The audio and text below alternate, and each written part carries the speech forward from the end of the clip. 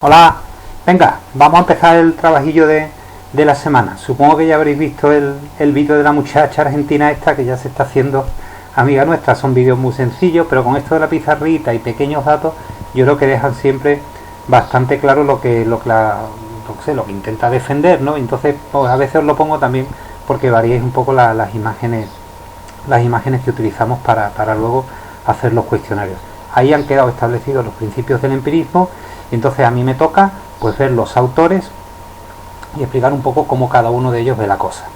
Hombre, hay un punto de partida que creo que estaremos todos de acuerdo, y es que los empiristas, en la medida en que defienden que el conocimiento es limitado, porque más allá de los sentidos no podemos establecer ningún tipo de valor absoluto, pues claro, si tú no puedes hablar de valores como la humildad o valores como la generosidad porque no nacen de la experiencia, pues lógicamente no puedes establecer un modelo de conducta para el hombre. La ética no va a existir. Esa es la razón por la que ellos se van a centrar, los empiristas, principalmente en la política. Entonces, los apuntes tenéis dos autores. Uno es Hobbes, que es el que vamos a ver ahora, y el otro es Locke. Ambos tienen tratados de política. En este vídeo vamos a ver a Hobbes, y a Locke no lo voy a explicar y no lo vamos a ver, pero sí lo vais a ver vosotros. Me explico, que no cunda el pánico. Yo voy a explicar a Hobbes y luego en las actividades os voy a pedir que cojáis vosotros solitos, os vayáis al personaje de Locke y detectéis por lo menos 5 diferencias que existen entre uno y otro. Cogéis un móvil, os grabáis y en menos de un minuto tenéis que ser capaces de decirme: mira, Carlos, yo he detectado lo siguiente, que mientras Hobbes afirma tal otra cosa, Locke sin embargo considera tal otra cosa.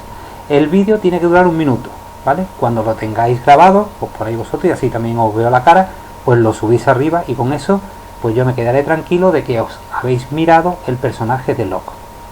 Y luego al final, en el siguiente vídeo, veremos la ética de Hume, que en este caso es la no ética de Hume, ¿vale?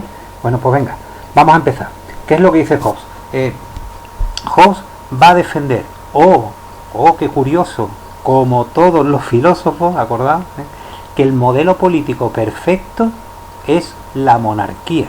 Ya con esto se os tiene que venir a la cabeza el personaje de Platón, el personaje de Aristóteles, es decir, la idea de que quien debe gobernar es siempre una persona. Eso ha estado siempre presente en la filosofía, como habéis visto, y Hobbes es un referente clarísimo también. Además, él considerará que esa monarquía, como hizo por ejemplo Platón en su primera filosofía política, tiene que ser absoluta, es decir, nadie puede ponerla en duda. Y luego, por otra parte, se va a empeñar en darle muchísimo peso, muchísima importancia a la ley, porque entiende que sin las leyes un Estado es absolutamente ingobernable. Esto de la ley también nos ha aparecido ya antes, pensadlo. Desde Sócrates se hablaba de que la ley, como un acuerdo racional, es lo que hace que el individuo se convierta en un buen ciudadano. Luego llegaba Aristóteles, ¿no? Y decía, fundamental que exista la ley. De hecho, el Estado lo que tiene que hacer es convertir a la gente en gente buena, en gente que respete la ley, lo que llamábamos la función moral del Estado, ¿vale? Luego al final, como veis, los conceptos más o menos se van repitiendo. Lo que diferencia a Hobbes del resto de autores es las razones por las cuales él considera que esa es la mejor solución. Punto de partida. Os tenéis que ir, pues, poneros por ejemplo cuando estabais en primero de la ESO, en una clase de David, cuando estabais viendo la prehistoria, ¿de acuerdo? Ese momento en el que el ser humano se desplaza de un sitio a otro, es nómada, se trata de grupos reducidos, es lo que Hobbes llama el hombre en estado de naturaleza. Es una situación en la que prácticamente éramos idénticos al resto de los animales.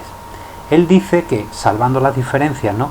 Pues yo que sé, de lo que pudiera ser, por ejemplo, el padre de la familia, de esa pequeña tribu o de ese pequeño clan, es decir, siempre alguien ejerce un mando. En ese estado prácticamente todos los hombres son exactamente iguales, porque no existe ningún tipo de organización más allá que aquella que garantice la pura supervivencia. Es más, él llega a afirmar que cuando se vivía en ese estado no teníamos ni siquiera la necesidad de socializarnos los unos con los otros. A mí esto me recuerda, pues yo siempre intento llevar imágenes a mi cabeza, ¿no?, a una clase de niños de infantil. Imaginaos que abrís la puerta y veis a un montón de niños de 3 años sin ningún profesor delante, ¿vale?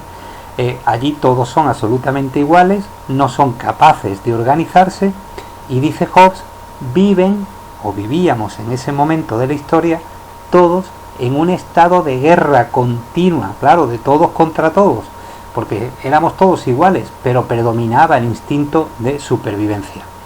¿Qué tiene de ventaja esa situación?, decía él. Pues que el ser humano era absolutamente libre, porque hacía lo que quería.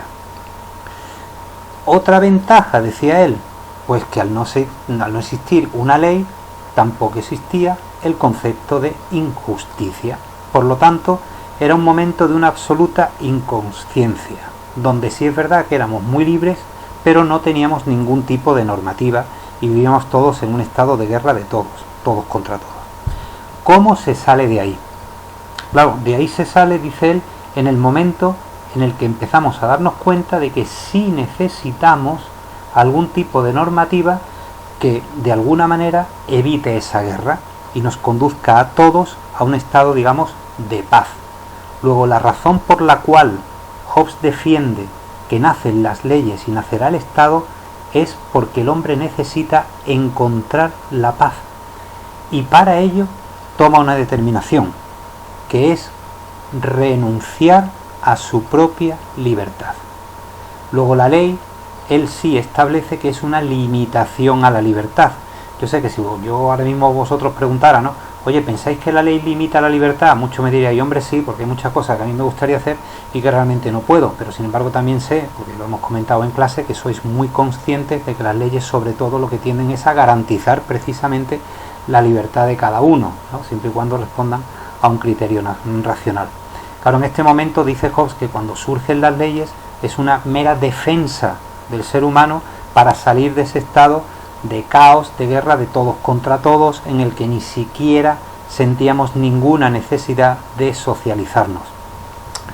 Ese estado también me recuerda a mí mucho, y de hecho en una de las preguntas del cuestionario lo he puesto para que os acordéis, al momento en el que Aristóteles, antes de alcanzar, ¿no?, la socialización perfecta para el ser humano, que para él obviamente era la polis, decía que íbamos atravesando una serie de etapas. Es muy parecido, ¿eh? Entonces él empezaba hablando de que el grupo básico era la familia, ¿no? Y decía, sí, la familia está muy bien, pero claro, tampoco garantiza mucho la supervivencia. Es el mismo argumento realmente que utiliza Hobbes. Vale, ¿qué sucede en el momento en el que renunciamos a nuestra libertad y aceptamos la necesidad de que existan las leyes? Lo primero, que habremos alcanzado una paz, y lo segundo es que nos habremos obligado a nosotros mismos a establecer cualquier tipo de pacto. Es decir, que si para llegar a la paz entre todos hemos acordado cumplir unas normas, a partir de ese momento nos hemos creado la obligación de respetar esa norma. El problema es quién es capaz de organizar todo ese tinglado. Pues claro, cada uno tendrá sus preferencias, hubiera hecho unas leyes, hubiera hecho otras. Hobbes lo que dice es que para llegar a ese estado de paz, para aceptar el que yo tengo que renunciar a mi libertad, lo que tengo que hacer es aceptar que alguien puede ser capaz, y esta es la expresión que él utiliza, de aunar todas las voluntades. O lo que es lo mismo, entre todos tenemos que ceder la posibilidad a alguien de que ejerza esa autoridad para que las voluntades individuales de cada uno, lo que a uno le gustaría que pasara, pues queden de alguna manera centralizadas en alguien que gobierne esa sociedad. Ese es el momento en el que él dice, ha nacido el Estado. Por lo tanto, para él el Estado es el resultado de lo que él llama un contrato social. Entre todos hemos hecho un acuerdo y hemos cedido nuestra libertad a alguien que va a ser capaz de unificar todas nuestras voluntades. Hoy en día el Estado, como sabéis, es una cosa tremendamente compleja, ¿vale? que muchas veces cuando se dice, bueno, ¿tú qué crees que es el Estado? La gente dice, no, el Estado es la clase política. No, no, no, no. El Estado hoy en día es todo el conjunto de instituciones que organizan, gobiernan y garantizan la estabilidad de una sociedad. Cuando tú hablas del Estado, estás hablando de instituciones, por ejemplo, como el colegio, que tiene una función social, que es educar a los futuros ciudadanos para tener más de tal. Cuando hablamos de Estado, estamos hablando de todas aquellas instituciones que se dedican pues a recaudar los impuestos de cada uno de nosotros. El Estado hoy en día es tremendamente complejo. De hecho, nuestro jefe de Estado, el que para Hobbes sería el que aúna las voluntades de todos, ¿no? Como sabéis, es el rey. Pero que el rey no es nuestro jefe, no es ni mi jefe ni es tu jefe. Es el jefe del Estado porque es el máximo responsable de todas las instituciones que se han creado, ¿vale? Este paréntesis lo hago, ¿vale?, para que quede bien claro el concepto de Estado. En el caso de Hobbes, él simplemente dice que el Estado es el resultado de un acuerdo en el cual hemos renunciado a nuestra libertad, digamos, agachamos la cabeza y aceptamos que es necesario que alguien gobierne, alguien que unifique las voluntades de cada uno. Claro, no hay otra forma de gobierno posible, según él, que el monarca absoluto. Y dado que ese monarca absoluto adquiere ese poder porque el pueblo se lo cede, considera que sería inaceptable que ese cargo no fuese vitalicio, es decir, no fuese de por vida, porque si no esto sería, permitidme la expresión, un cachondeo. ¿Sí? No, gobierna tú, ahora no, nos rebelamos, entonces te cambiamos. No, dice, no, si queremos que ese Estado sea estable, esa persona deberá ser monarca absoluto de por vida. Hay una enorme diferencia entre el concepto de monarca absoluto que defiende Hobbes y el que, por ejemplo, vosotros habéis estudiado cuando viste, yo que sé, la Francia de Versalles del Rey Sol, ¿no?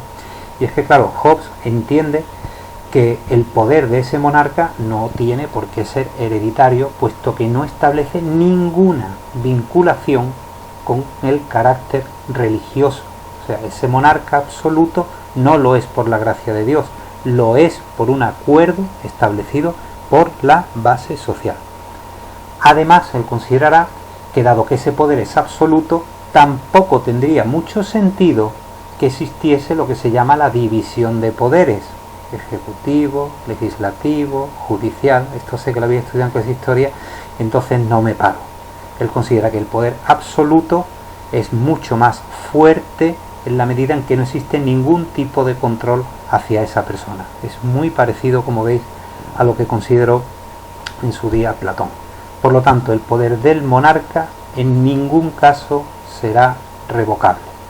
En resumidas cuentas, mejor sistema político, una monarquía absoluta que nace de un ser humano que se da cuenta de que alguien tiene que gobernar y que tiene que renunciar a su libertad para poder vivir en sociedad, porque la cosa conforme el tiempo avanza se va haciendo cada vez más compleja, y que ese poder no tiene ningún carácter divino y por supuesto no debe ser controlado por nadie. Consecuencia, cargo vitalicio. ¿De acuerdo? Bueno, pues ese es el modelo político y las razones por las cuales Hobbes considera que, señores, todos tenemos que cumplir las leyes y hacer lo que diga el monarca. Sigo después con Hume.